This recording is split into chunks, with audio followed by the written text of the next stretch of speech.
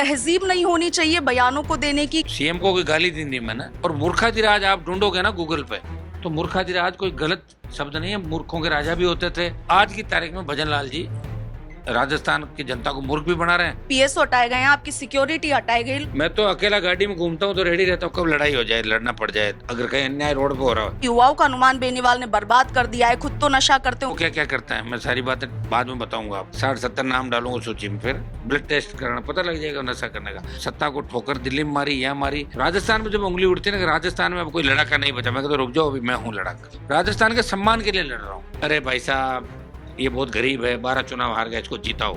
सतीश पूनिया को कर दो मदद। अरे मैंने को 20 विधायक बनाए और 20 बनाए कांग्रेस के अंदर। मैं तो वसुंधरा के समय भी ऐसे ही लड़ता था अकेला। साहब आप ही आखिरी उम्मीद हो हमारी, तो मैं उनके लिए लड़ता हूँ। पहली बात तो मदन जी मेरी जाति की थोड़ी है।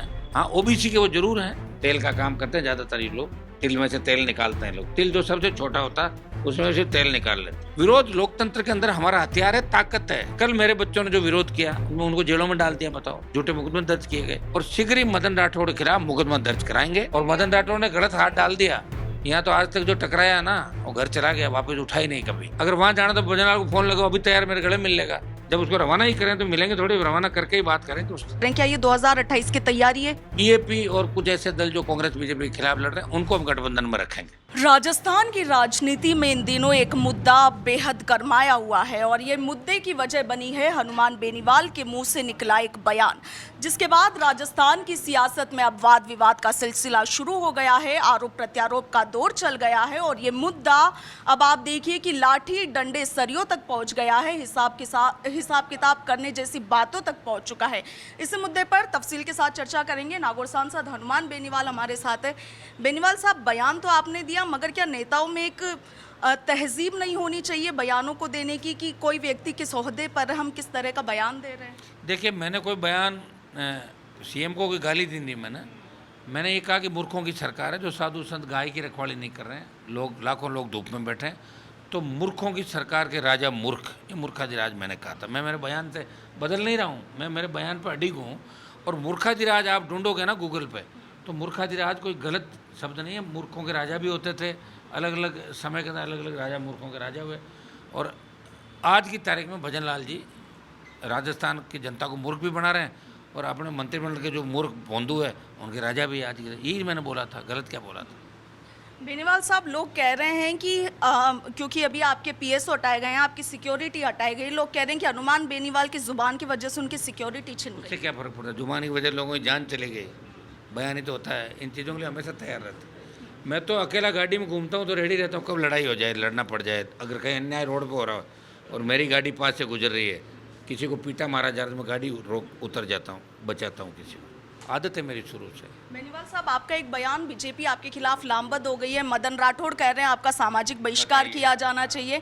दूसरी बात, वो कह रहे हैं जिन युवाओं पर आप इतना गर्व करते हैं, घमंड करते हैं, वो कह रहे हैं कि युवाओं का हनुमान बेनीवाल ने बर्बाद कर दिया है, खुद तो नशा करते हैं, उन्हें भी नशा करवा रहे हैं। उनके कहने छोड़े, वो क्या क्या करता है मैं सारी बातें बाद में बताऊँगा। आप उनकी जब मैंने सूची जारी कर दी, उन्होंने जीवन में क्या क्या किया, फिर क्या जवाब देंगे? 60-70 नाम डालूंगा सूची में, फिर वो भी अपना काम कर रहा है। लेकिन मैं अगर नशा करता तो सरकार तय कर ले किस जगह मेरा वो ब्लड टेस्ट कराना पता लग जाएगा नशा करने का। हाँ ये सही है, हिम्मत और ताकत मेरे अंदर है। और सत्ता को ठोकर दिल्ली में मारी, यहाँ मारी, और उनकी गलती नहीं बेचारों की। उनके लिए पद, एमएलए, एमपी, गार्ड, गाड़ी, डीजल, ये उनकी खाना मिल जाए मुफ्त का, ये उनकी आदत है और मेरी आदत नहीं। इसलिए सत्ता छोड़ के राजस्थान में जब उंगली उठती है ना, राजस्थान में अब कोई लड़ाका नहीं बचा, मैं कहता रुक जाओ, अभी मैं हूँ लड़ाका। इसलिए मैं लड़ रहा हूँ, राजस्थान के सम्मान के लिए लड़ रहा हूँ। और ये लोग, आप देखिए, बीजेपी के लोग जोड़ी झंडे लेके मेरे पास आए थे पहले 19 में, बेचारे 2 सीट दी मुझे, बाड़मेर की सीट के लिए हाथ जोड़े कि ये वापस दे दो हमें। मैंने कहा एक दूसरे ने इसको दे दो, कैलाश को दिलाई, कैलाश को टिकट बाड़मेर की, मंत्री भी बना। ये हर बार ये लोग हैं ना मुझे काम लेते हैं। अरे भाई साहब, ये बहुत गरीब है, 12 चुनाव हार गया, इसको जीताओ। सतीश पूनिया को कर दो मदद। ये एक नागौर हमारे ऊपर भैंस गाय का ही काम करते थे, मोनाराम जी, भैंसों का उनका था, तो उनके लिए बोला, मैंने जिता दिया बेचारे को। अरे मेरे को 20 विधायक बनाए हैं, और 20 बनाए कांग्रेस के अंदर, जो मेरे आमने सामने बैठ के बात करे। जब वो ना पीछे से कहते हैं हनुमान जी ये कर रहे हैं, आरोप लगा रहे हैं, प्रत्यारोप लगा रहे हैं। मैं कोई आरोप प्रत्यारोप किसी पर गलत नहीं लगाता। अगर गलत लगाता हूँ तो जाओ ना कोर्ट कचहरी के अंदर, मान आने के दावे करो मेरे ऊपर। मैं तो वसुंधरा के समय भी ऐसे ही लड़ता था अकेला। और मुझे दुख जब होता है, एक क्रांतिकारी जो नेता होता है ना, वो इस व्यवस्था को देख के इस तरह होता है। मेरे पास बेरोजगारों की फौज आती है, गाय को लेकर संत आ रहे हैं, साधु संत आ रहे हैं, गौशालाएँ जो चला रहे वो लोग आते हैं। साहब आप ही आखिरी उम्मीद हो हमारी, तो मैं उनके लिए लड़ता हूँ। मैं नहीं देखता कि मैं जहाँ लड़ रहा हूँ वोट एक नहीं है, मैं बिना वोट के भी लड़ता हूँ। बंजारों का आंदोलन जो मैंने किया था, बंजारा समाज का बहुत कम वोट राजस्थान में, उनके लिए आंदोलन किया मैंने 10 दिन तक लगातार, उनको न्याय दिलाया। कई जगह में 100% नहीं दिला पाता न्याय, तो 98-99% भी न्याय मिल जाता लोगों को, जब बिल्कुल मिलने वाला नहीं होता। आप देखते हैं कि आरपीएससी पुनर्गठन और एसआई भर्ती में अगर लास्ट तक कोई लड़ता रहा, नागौर का सांसद ही लड़ता रहा, उन बच्चों को आप पूछो कि हनुमान जी ने हाईकोर्ट सुप्रीम कोर्ट तक आपका साथ छोड़ा, ये लगातार साथ खड़े थे। भाग्य इस बात में कोई दो राय नहीं है, एसआई भर्ती के टाइम पे हमने आपको संघर्ष करते हुए देखा है, मगर आपके सामाजिक बहिष्कार की मांग बीजेपी प्रदेश। देखिए, सामाजिक बहिष्कार एक तरीके से आपराधिक कृत्य है उनका, ये बात कहना।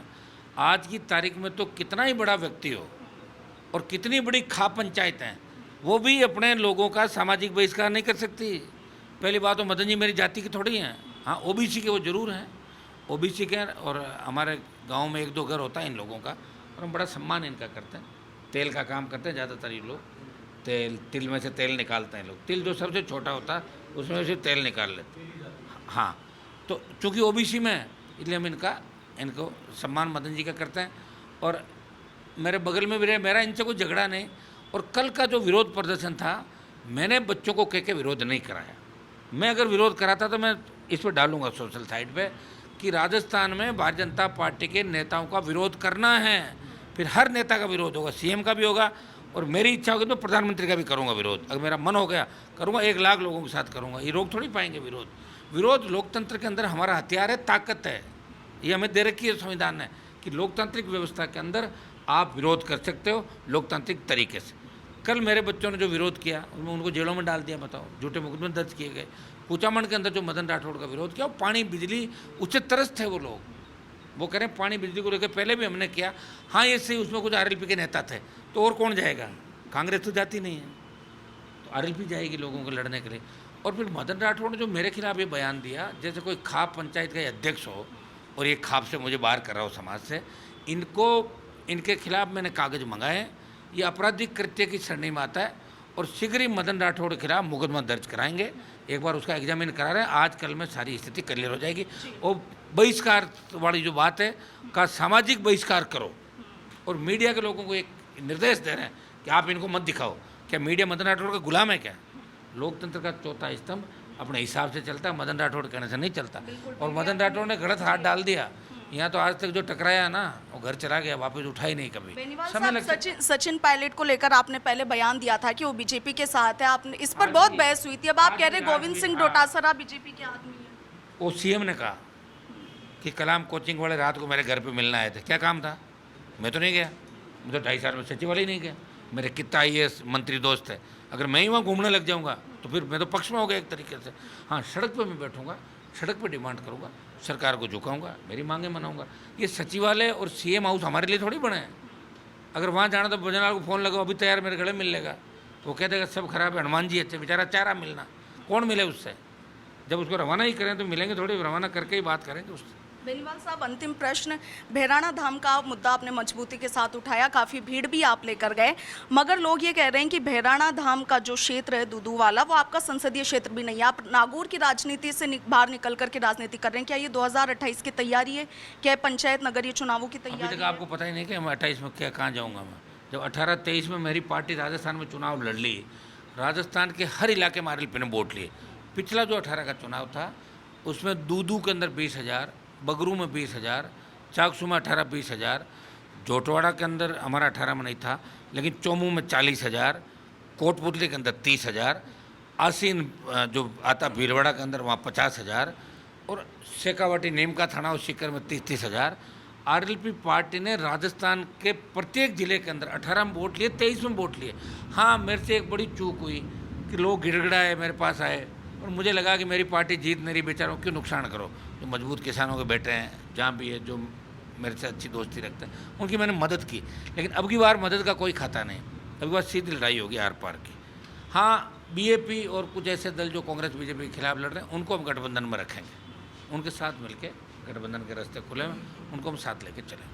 नागौर सांसद आरएलपी सुप्रीमो हनुमान बेनीवाल को आपने सुना, आर पार की लड़ाई का ऐलान ये कर चुके हैं। आप देखिए कि मुख्यमंत्री भजनलाल शर्मा के खिलाफ एक टिप्पणी के बाद राजस्थान में माहौल काफी ज्यादा गर्मा गया है। बीजेपी हनुमान बेनीवाल के खिलाफ लामबंद है, विरोध प्रदर्शन का सिलसिला लगातार जारी है। आपका क्या कुछ कहना है कमेंट सेक्शन में लिखिएगा। फिलहाल के लिए इतना ही। मैं आपके साथ इश्का जैन, वीडियो जर्नलिस्ट कृष्ण कुमार शर्मा के साथ, पंजाब केसरी, राजस्थान।